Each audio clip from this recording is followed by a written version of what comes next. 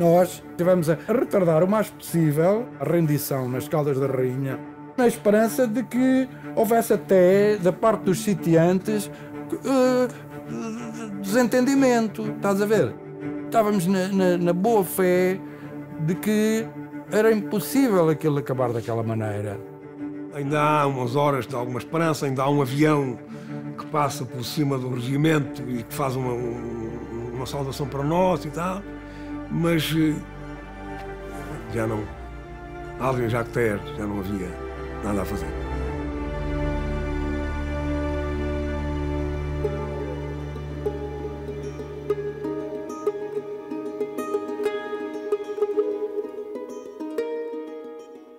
De facto, eu digo, isto foi tudo ao ar. E agora vamos ter que refazer tudo e sei lá como. Folhense das Caldas ajudou a unir todos. Os gajos avançaram, pá, mas aquilo foi mal arranjado. A ligação foi mal feita, aquilo foi um bocado à balda. E por isso os gajos avançaram, pá, depois tiveram que recuar. Pronto, foram presos. E a partir daí, assim, era pá, ou nós nos uníamos todos pá, para safar os putos que lá estavam e não irmos nós atrás também, ou íamos mesmo todos atrás, presos. E então aquilo foi muito rápido. Depois do 16 de março, portanto, com este caldo pá, entornado no 16 de março, com esta aventura corrida, eu digo e repito pá, que ainda bem que aquilo aconteceu. Porque, de facto, embora não tenha sido intencional, a verdade é que o 16 de março constituiu um verdadeiro balão de ensaio para o que vinha a seguir, para o 25 de abril. Porque eu estive no terreno e vi que para conter só uma coluna que tinha vindo em direção a Lisboa, que era a coluna das Caldas da Rainha, o que se armou ali na rotunda da Encarnação ali do São Cristóvão, perto do Raulum, foi uma coisa monumental. Pá. Dava a sensação que todos os meios disponíveis àquela hora, desde unidades militares a unidades paramilitares, GNR, Polícia, PIDE, muita PIDE, Legião Portuguesa, era um manancial para a tropa que era impressionante para uma coluna que vinha, enfim, julgava que vinha tentar cumprir qualquer missão que eles próprios tinham imposto. Pensei, bem, então agora, a partir daqui, interessa dar a sensação ao governo que, de facto, ganharam isto e que o movimento acaba aqui.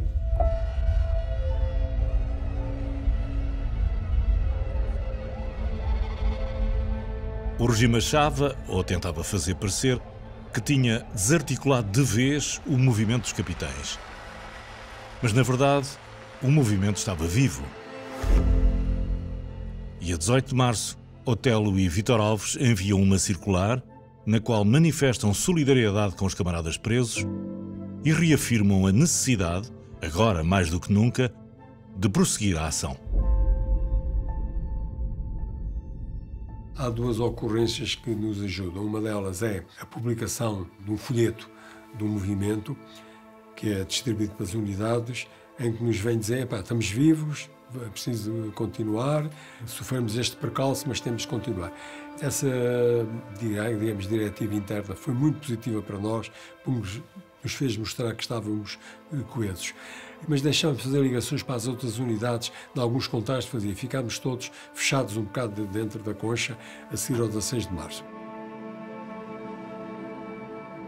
O movimento resolveu entrar na clandestinidade. A partir de agora, não há mais reuniões plenárias, vamos criar aqui um grupo restrito da coordenadora, os tipos que sobram da comissão coordenadora, vamos reunir-nos e reunirmos em casa do Valente. E no dia 24, lá nos reunimos em casa do Candeias Valente, 21 camaradas. Foi a última reunião na clandestinidade, a última reunião do movimento. Eram os 15 que sobravam da Comissão Coordenadora Executiva, com mais 6 camaradas que não pertenciam à Comissão, mas que foi útil e importante para virem falar connosco também. Passado uma semana, nós fizemos uma reunião de avaliação do fracasso de 16 de março e exigimos ao hotel que ele se explicasse. Então temos uma organização no terreno, temos o movimento dos capitães, isto estava a andar sobre rodas, não é? Estava a correr bem, temos imensas adesões, temos um plano, o Melo Antunes está encarregado de fazer um projeto político, Melo Antunes e outros, não é? Com a colaboração de outros, e então tu vais-te meter numa cena destas. Peço imensa desculpa por isso, apresento a minha meia-culpa.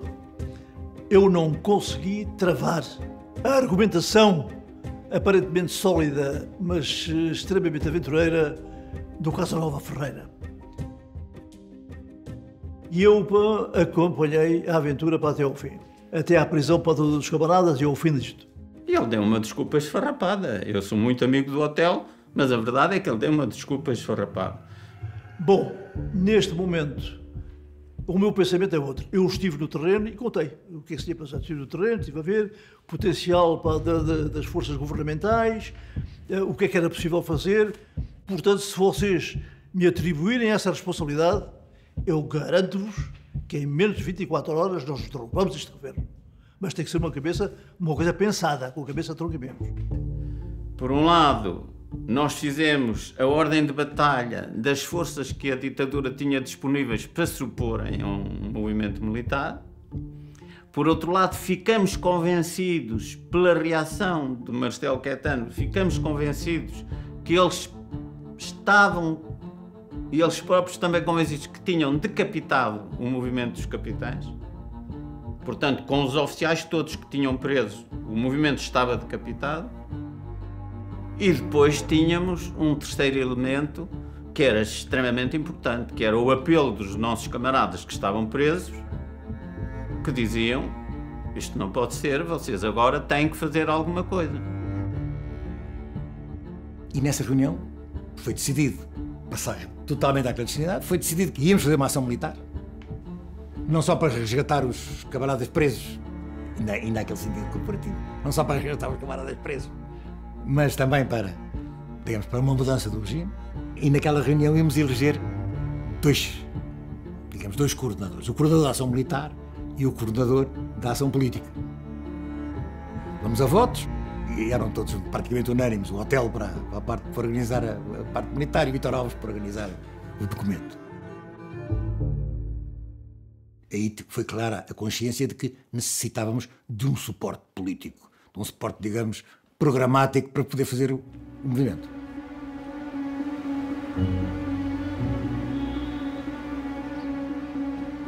O Melo Antunes esteve connosco, eu e o Vítor Alves estivemos com ele no dia 18 à noite, no Café Londres, na Praça de Londres. Incumbimos-lo de elaborar umas bases programáticas e ele assim fez.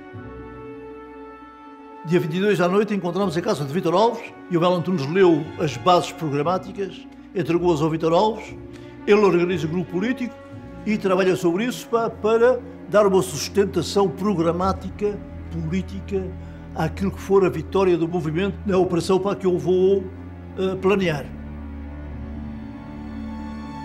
O Marcos Júnior levanta-se e pergunta: Major e tal, mas para quando é que o meu Major tenciona lançar a operação? Já depois de aprovado que sim senhor, que eu e o Vítor Alves assumíamos para a direção daquilo.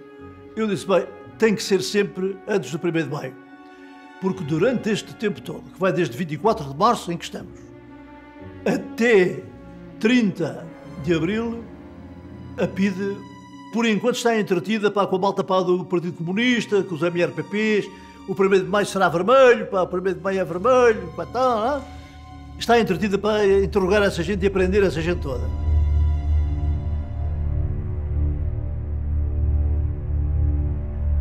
Um dos nossos camaradas era filho de um general, e foi por aí que nós sabemos, por via do Luís Macedo, cujo pai era o general Macedo, soubemos que os cabecilhas do movimento já estavam todos identificados. E o Marcelo, porquê é que o Marcelo não os mandou prender? Marcelo Caetano?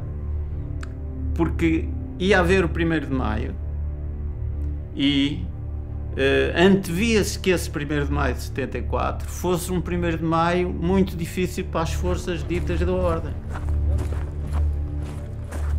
E então foi aconselhado Marcelo Caetano a ter que fazer alguma atuação sobre o exército, sobre o movimento dos capitães, que o fizesse depois do 1º de maio. Portanto, tem que ser antes do 1º de maio, é a minha intenção. Pronto, ficou assim combinado, sim senhor, e tal, viemos embora. E eu fiquei com o hotel na parte militar. E começámos calmamente a partir pedra, como se chama, a partir pedra. São criadas, portanto, duas frentes de combate, lideradas por Otelo e Vítor Alves. Otelo vai preparar o plano militar de operações e Vítor Alves pega no documento deixado por Mel Antunes e forma uma comissão de redação para o finalizar. Dado esse documento, o Vítor Alves faz uma comissão para discutir e elaborar o programa da MFA. E aí vai haver reuniões entre Exército e Marinha. A Força Aérea nunca foi a reunião nenhuma. Do Exército está o Vítor Alves, que na parte política nesse momento é o líder, e de facto o homem de uma importância fulcral nesse período. Estava o Franco Xarais, o Costa Brás, muitas vezes o dos Santos e às vezes aparecia o Otelo. E da Marinha estávamos três, era o Crespo, o Contreiras e eu. Em torno desse primeiro rascunho, começámos a discutir no âmbito dessa comissão, obviamente tudo isto clandestinamente, em casa, depois das horas de serviço, é importante que se diga isto, começámos a discutir esse rascunho do programa, que deu depois aquilo que foi publicado, que é o protocolo do Movimento das Forças Armadas, que tinha anexo uma coisa que se chama o Programa do Movimento das Forças Armadas.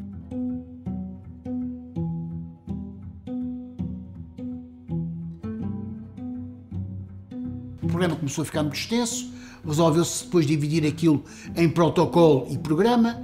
O programa era anexo do protocolo e, portanto, aí também foi muito importante aqueles três homens, o Vítor Alves, o Costa Brás e o Xarais, que eram homens de Estado-Maior. Quando eu sou convidado por Vítor Alves para fazer parte do grupo que ia elaborar o programa, aí sim entramos numa sessão de trabalho. Portanto, tínhamos os primeiros papéis e depois, sob os primeiros papéis, íamos discutindo, íamos alinhando aquilo que mais tarde foi conhecido por Programa do Movimento das Forças Armadas. O programa do MFA está muito bem estruturado. Aquilo está, as coisas imediatas, aquilo está feito à militar. Aquilo é aquele estudo de Estado-Maior que eles fazem e, portanto, eles aí deram um contributo de forma muitíssimo importante.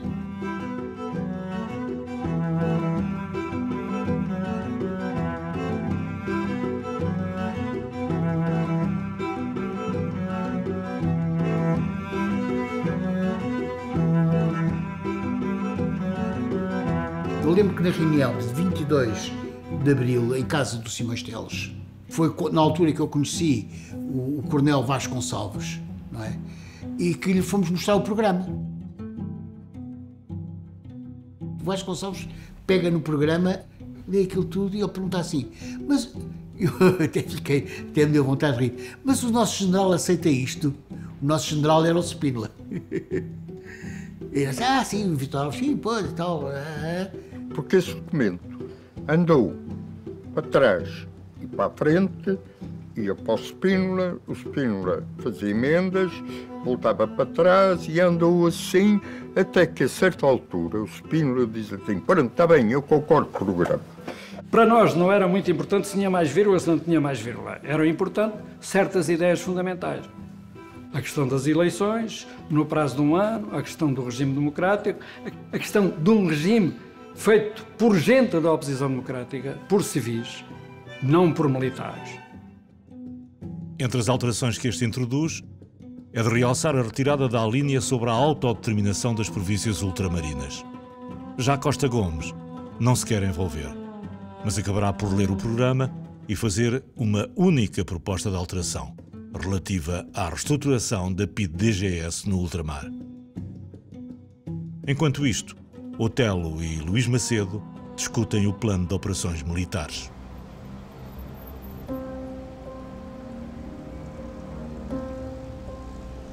Combinámos uma reunião no Parque Eduardo VII, em que o Otelo me apresentou um plano em que havia ali umas coisas que eu não estava de acordo, e disse ao Otelo, não estava de acordo, não era tanto com a maneira, mas era com, digamos, com o conceito da operação.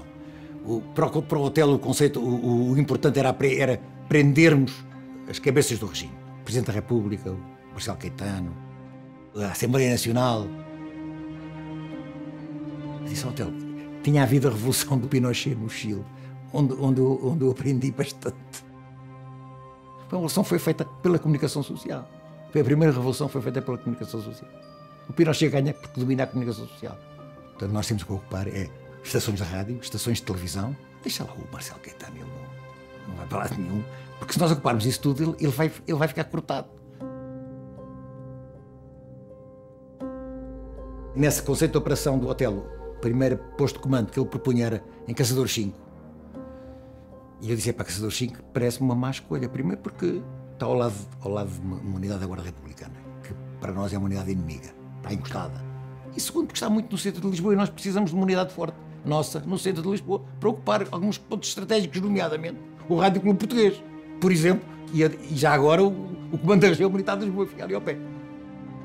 E foi quando eu propus ao Otelo e ele disse, parece-me que a melhor solução será até a Pontinha. Olha, o Lopes Pires, que foi o segundo comandante do regimento da Engenharia 1 da Pontinha, disse-me que um dia, se eu quisesse fazer, de facto, para uma operação militar para derrubar o governo, um posto de comando bom podia ser montado no regimento da Engenharia da Pontinha. Primeiro ninguém desconfia. Ninguém desconfia que o posto de comando, uma coisa dessas, esteja numa unidade de engenharia. Mas quem é que se vai lembrar? Engenharia, quem são esses gajos? Depois, porque a Pontinha é muito facilmente defensável naquele tempo. O regimento de engenharia da Pontinha, eu garanto a segurança total para aquilo e tal. Ótimo, então fica já combinado. Pronto, sim senhor. Tinha até uns abarracamentos pré-fabricados, onde podia ser instalado perfeitamente um posto de comando para a ação operacional, a operação que eu iria montar. Ora bem, uma das coisas que esse posto de comando tinha que ter era a capacidade de ligar para todos os lados que fossem necessários, quer civis, quer militares. Eu estava, nessa altura, professor na Escola do Exército e tinha feito toda a minha vida naquilo que era o chamado Batalhão de Telegrafistas ali em Sapatores. E, portanto, eu sabia perfeitamente como é que as coisas se faziam e quem é que trabalhava nessas coisas. E, portanto, quando é decidido montar o posto de comando na Pontinha, a primeira coisa que era preciso fazer era montar a ligação telefónica entre o batalhão de telegrafistas e o posto de comando, para que todas as ligações que o posto de comando precisasse de fazer utilizassem os meios do batalhão de telegrafistas, quer para a ligação para as unidades do país, quer para as ligações para os telefones civis, militares, etc. Por sorte, uma das coisas que estava a correr era a montagem de um cabo telefónico para as ligações militares entre uma unidade militar e o batalhão de telegrafistas ali em Sapatores. E então eu aproveitei esse cabo telefónico, em vez de ficar no sítio onde estava destinado, prolonguei-o até ao posto de comando da Pontinha. Foi feito em menos de 24 horas, porque o pessoal que fez isso não almoçou, não jantou, não dormiu, fez isto tudo seguido. Passou o cabo por cima de chaminés, por cima de árvores, tudo e mais alguma coisa, para chegar lá no dia 23. Estavam montadas assim a voz e os ouvidos do MFA. Cabia agora ao Otelo elaborar o plano militar de operações. Em relação às nossas forças, sabíamos mais ou menos onde é que havia camaradas nossos com fartura e capazes de poder tomar conta da situação na sua unidade, do seu regimento, do seu batalhão, etc.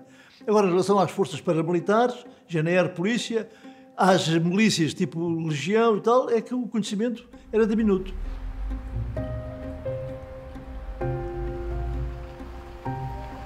Lembrei-me que havia no Estado-Maior do Exército, tem mais acesso a essas coisas, o Estado-Maior do Exército tem que ter conhecimento disso, um camarada meu, o Rosa Garopa, então combinei com ele aparece, tal, falamos um bocado e digo, o Rosa Garopa, eu vou fazer uma revolução. Vou fazer um golpe de Estado e deitar abaixo o governo. E tenho a certeza que vou ganhar. Agora, preciso que me dês informação sobre DGS, PIDE, Polícia, Legião Portuguesa, GNR, essas forças. Tens possibilidade de arranjar isso? Sei, talvez eu consiga isso para o Estado-Maior do Exército e tal, eu vou ver se consigo. Então, quando conseguires, telefona-me, eu venho cá para buscar esses elementos. Pronto, ficou assim. O meu primo, eu sabia que ele estava no comando geral da GNR no Largo do Carmo. Telefonei-lhe, já não o via há muitos anos, ele era primo direito da minha mãe, Fernando Bélico de Velasco.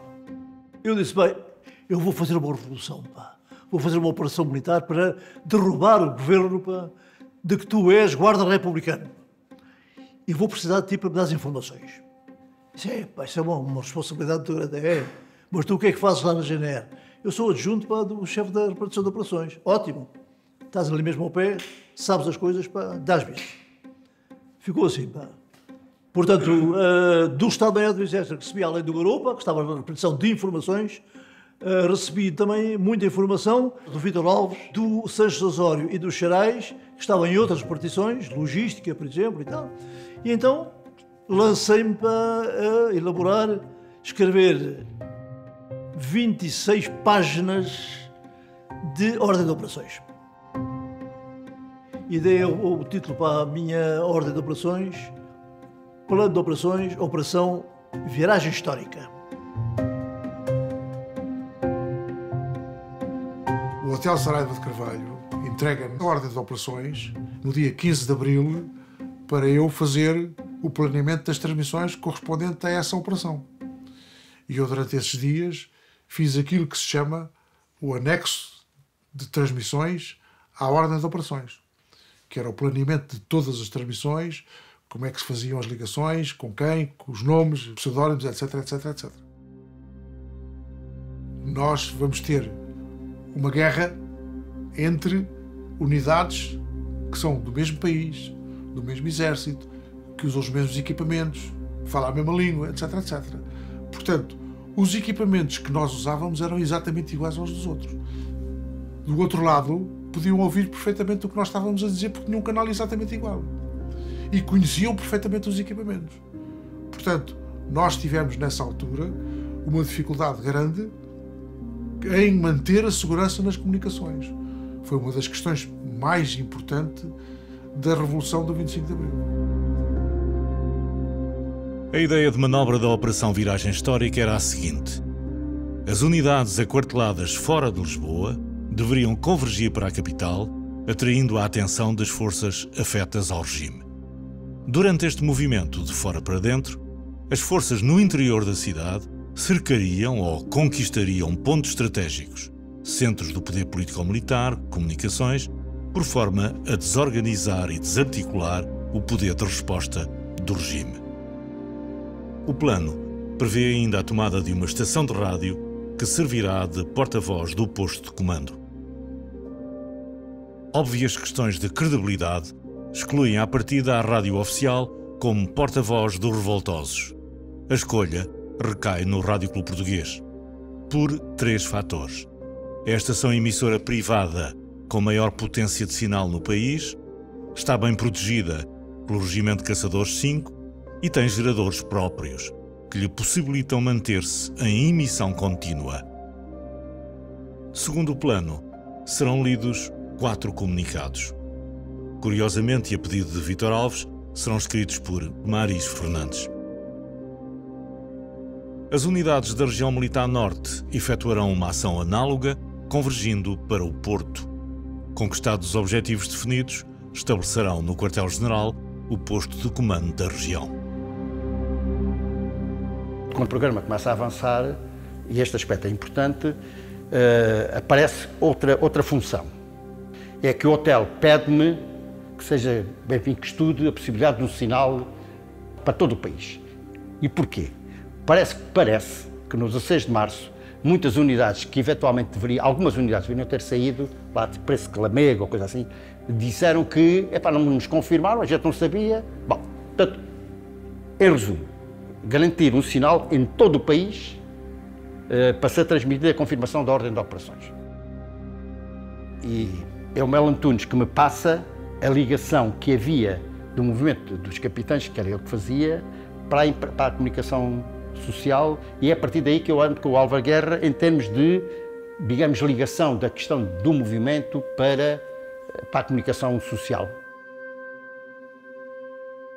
Apresentou o Contreiras ao Álvaro Guerra e mais tarde o Contreiras está em ligação com o Álvaro Guerra, jornalista da República, onde trabalhava também como jornalista o Carlos Albino, atualmente casado com a Lídia Jorge, e que era colaborador ativo do programa Limite da Rádio Renascença.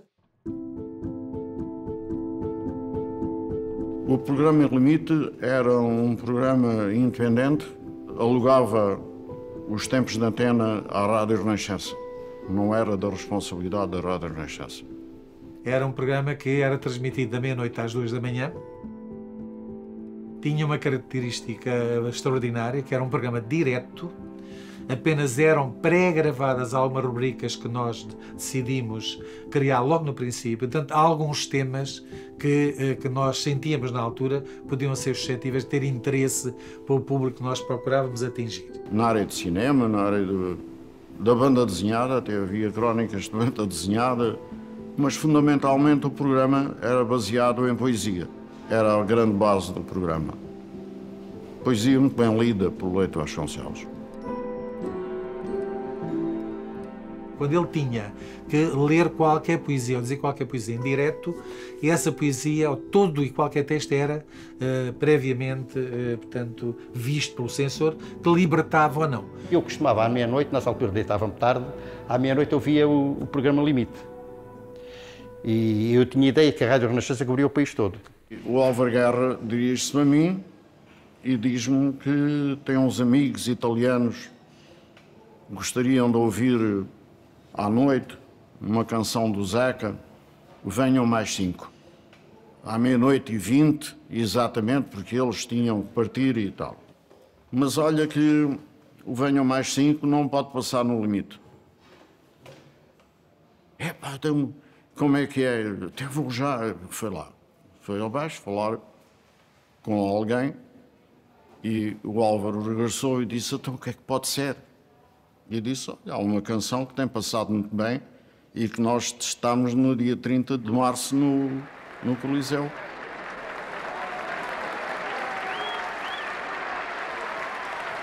Em março de 74, realiza-se o primeiro encontro da canção popular portuguesa no Coliseu do Recreio.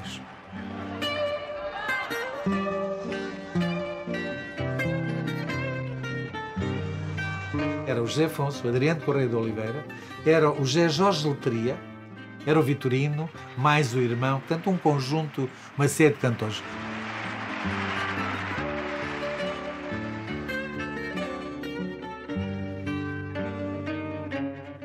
E é um espetáculo extraordinário, estava cheio de PIDs, a sala estava carregadíssima de PIDs, a PIDE tinha censurado, a PIDE, os censores oficiais, tinham censurado as canções dos cantores que iam lá e, portanto, realiza-se esse espetáculo.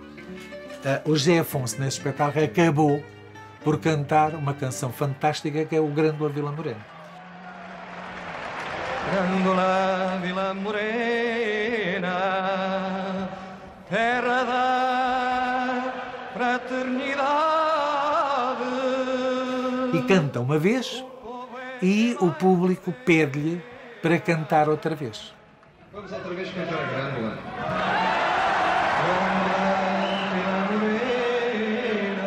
É repetido e no final vêm os cantores todos cantar o Grândola. E a determinada altura do público começa-se a ouvir o hino nacional. E então o espetáculo termina numa apoteose extraordinária com tudo de pé.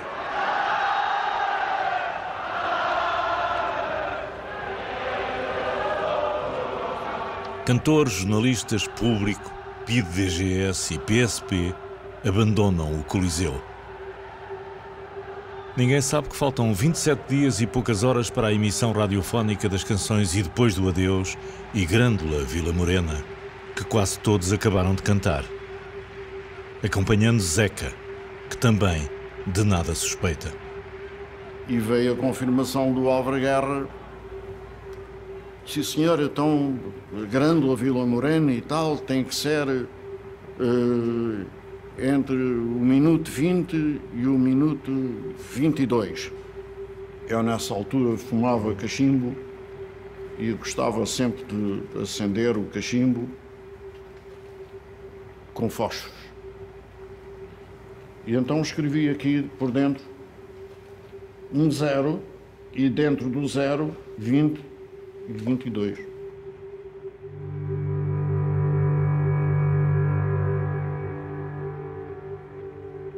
O plano de operações e o anexo de transmissões estão feitos, assim como estão definidos os sinais radiofónicos de arranque para a ação. Resta agora aos conspiradores distribuir essas indicações pelas unidades que irão intervir no dia D. São chamados os delegados das várias unidades que iam ter missões, é-lhe dada mais ou menos qual era a missão, é-lhe dado um primeiro esboço de quais eram as missões deles. Essas reuniões também se fazem quase todas ali na zona de Oeiras, porque em Oeiras moravam uma série de oficiais, o Otelo, o dos Santos, o Valente, o Vítor Alves, moravam, digamos, a 300, 500 metros uns dos outros, morava essa gente toda. Eu tinha distribuído as missões a partir do dia 16, em vários locais, várias residências de camaradas, inclusive a minha casa. Foi em minha casa, por exemplo, que eu dei a missão para o Salgueiro Maia, para a Escola Prática de Cavalaria, para Santarém. No dia 18 de abril, o hotel convoca as unidades da região militar que eram intervenientes na ação, convoca-nos para uma reunião em Lisboa, em casa dele, e somos postos perante a realidade do movimento que era efetuado até ao final desse mês, para evitar o 1º de maio de 74. É combinado nesse dia com o hotel que ele mandaria depois a Santarém uma equipa para entregar o plano de operações, o plano de transmissões, para aí fora. É necessário depois entregar os chamados anexos finais, de transmissões e outros, de instruções de coordenação, das ordens de operações, que é a parte mais secreta de tudo isto, porque é o diz as horas, os locais, etc. E, portanto, as equipas de ligação são chamadas e nós vamos recebê-las ao Parque Eduardo VII. Em 23 à tarde, a partir das 18 horas, fui para o Parque Eduardo VII, sentei-me num banco junto a Sidónio Pais, com a mala James Bond ao lado, com os jornais Época, que era um jornal fascista da altura. O hotel está sentado com uma pasta e começam para ali uns indivíduos a circular, todos eles de cabelo curto, a fingir que não se conheciam, e todos eles com o jornal A Época debaixo do braço. E então, depois, sentavam-se ao lado do hotel, o hotel passava uma data de papéis, que eram as ordens de operações, e tinha que passá-las em duplicado, porque eram 2 oficiais para fazer isto. Dou a cada um dos oficiais de ligação, desses 4 pares que arrancam da tarde de 23 pelo país para distribuir instruções finais, em que eu dizia os sinais de rádio, e depois do adeus das emissões associadas de Lisboa, a hora que iria para o ar, antecedido de quê? Depois o Grândola Vila Morena, entre meia-noite e 30, a partir do programa Limite para a Rádio Renascença, falava das palavras que eu tinha escolhido para senha e contrassenha para forças nossas que se encontrassem no terreno, senha, coragem, contrassenha pela vitória, e exatamente o grupo data-hora para o lançamento da ação. E, portanto, as equipas de ligação são chamadas e o país é dividido em 4 partes. Lisboa é uma zona centro das unidades mais próximas é outra, o norte mais distante é outra, e o sul é outro. Cada equipa tinha 2 oficiais e 2 automóveis. Íamos por percursos diferentes para estas unidades todas, porque se houvesse um que era preso ou que tinha um acidente, o outro continuava a missão. Tínhamos pontos de coordenação, esperávamos até às tantas, o outro não aparecia, o primeiro que lá chegasse, se o outro até às X não aparecesse, continuava a missão. E, portanto, cerca das 6, 7 da tarde, que foi mais ou menos a hora que o hotel me entregou no Parque Eduardo VII, uma pasta com esses documentos todos, cada um envelope para cada uma das unidades que eu fui contatar. Eu fui o que fiz o itinerário mais longo e depois ainda tive forças para vir para Lisboa e chegar a Lisboa no dia 24, porque queria estar na capital quando se desse o grande acontecimento, que eu e mais 7 sabíamos que se ia dar. Quer dizer, nós sabíamos que o país ia mudar.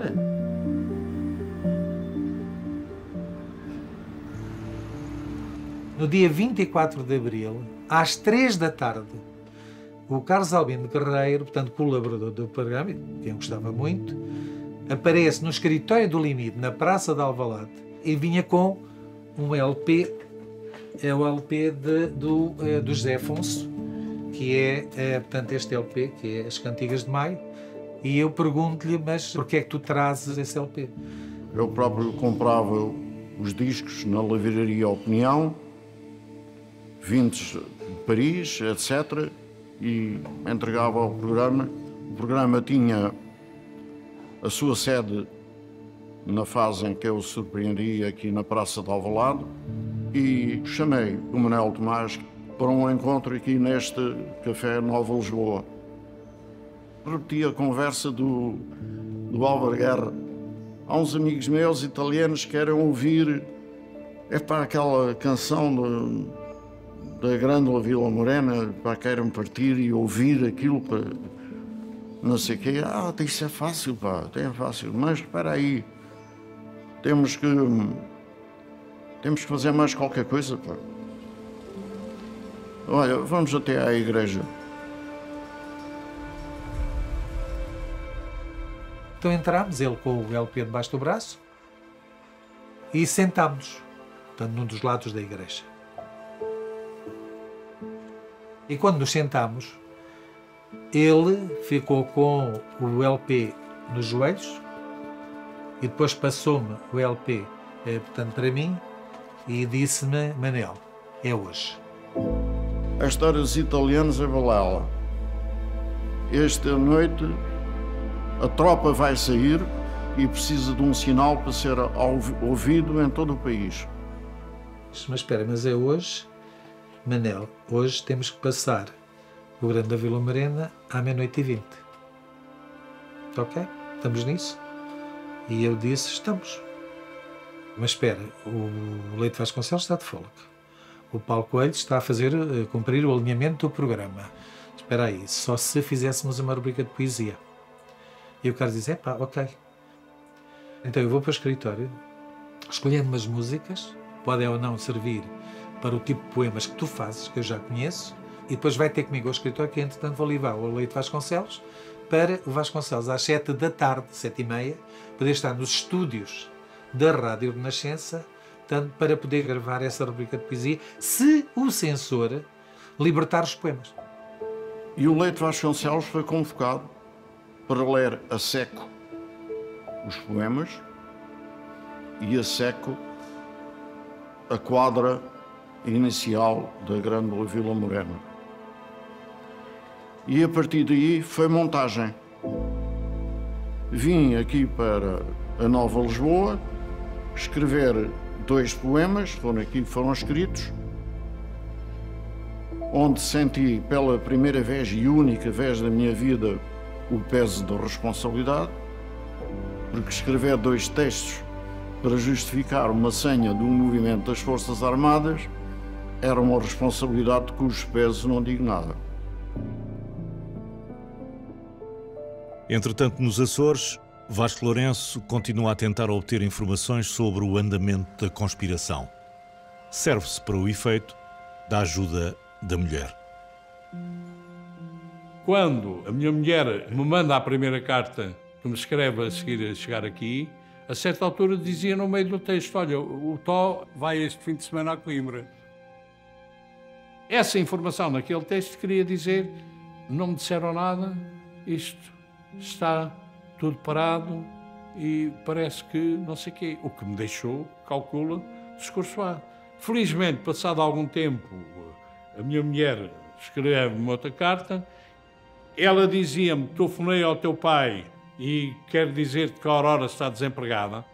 Isso já significava: isto continua tudo em frente e está para breve.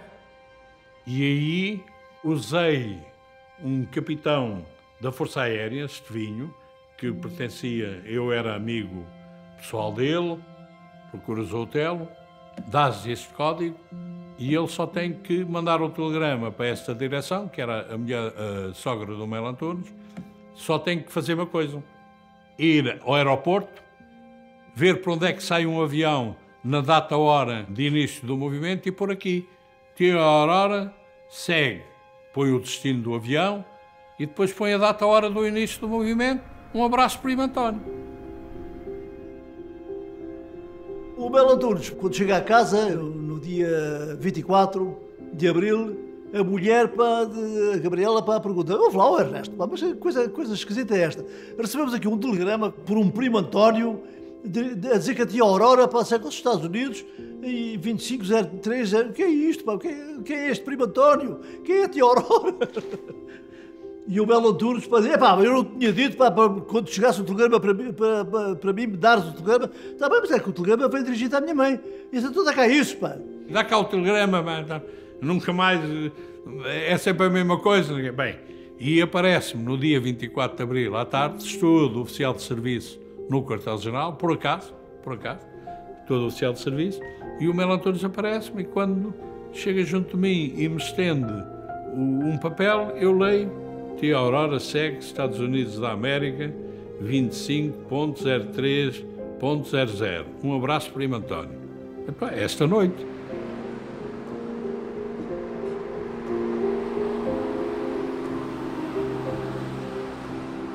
Agora imagino o que é estar no dia 24 de abril à noite em Lisboa, a olhar para a cidade e para as pessoas e saber que ia haver este acontecimento, que daí a 24 horas o país estava virado do avesso.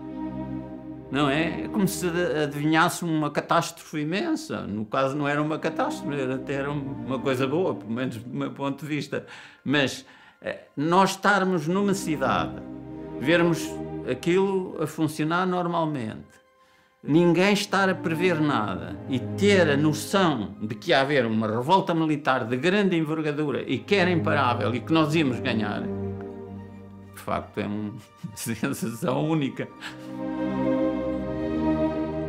Por volta das 22 horas, o golpe militar está em curso. Otelo e mais 5 oficiais encontram-se já no posto de comando, na Pontinha. 55 minutos depois, é transmitida a primeira senha da Revolução. Os emissores associados de Lisboa passam E Depois do Adeus, vencedor do Festival da Canção, na voz de Paulo de Carvalho. O locutor de serviço é João Paulo Diniz. Faltam 5 minutos para as 23 horas. O Paulo de Carvalho com o Eurofestival 74. E Depois do Adeus.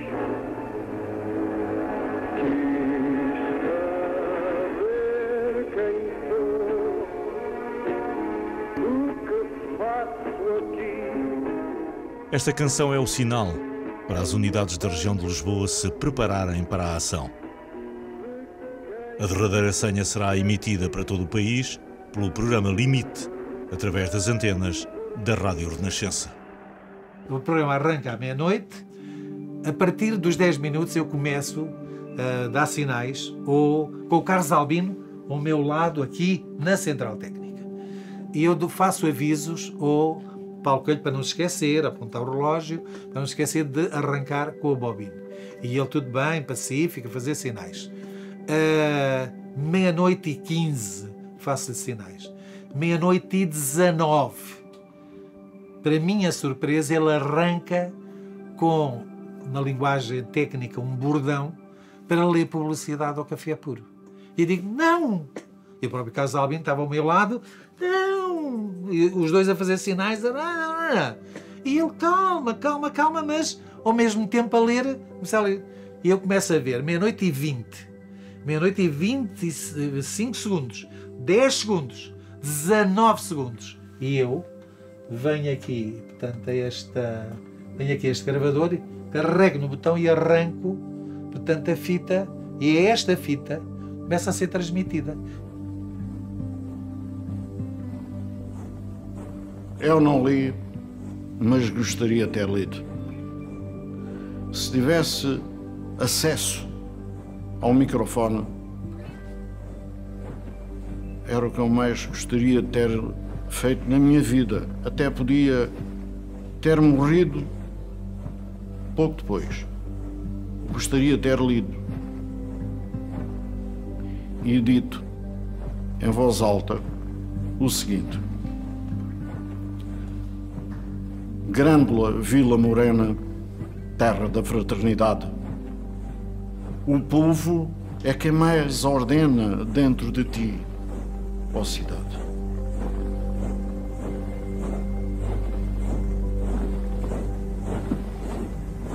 Grândola Vila Morena, terra da fraternidade.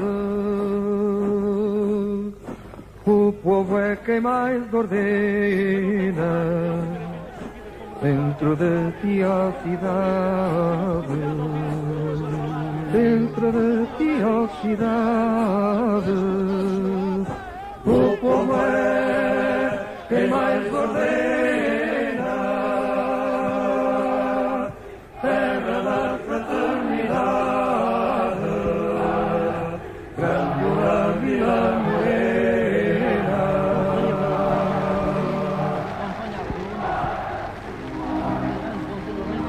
A conspiração termina. O resto é história, dizia António Pedro Vasconcelos. Dentro de horas, o golpe de Estado, impulsionado pelo povo, rapidamente se transforma em processo revolucionário. Estes e muitos outros, conspiradores e protagonistas, vão ficar para a história como uma geração que nesta quinta-feira, 25 de abril de 1974, derrubou a ditadura, escancarou janelas para a liberdade e a democracia e abriu caminho para a emancipação dos povos colonizados. Em cada esquina um amigo, em cada rosto igualdade. Grândola Vila Morena, terra da fraternidade. Terra da fraternidade.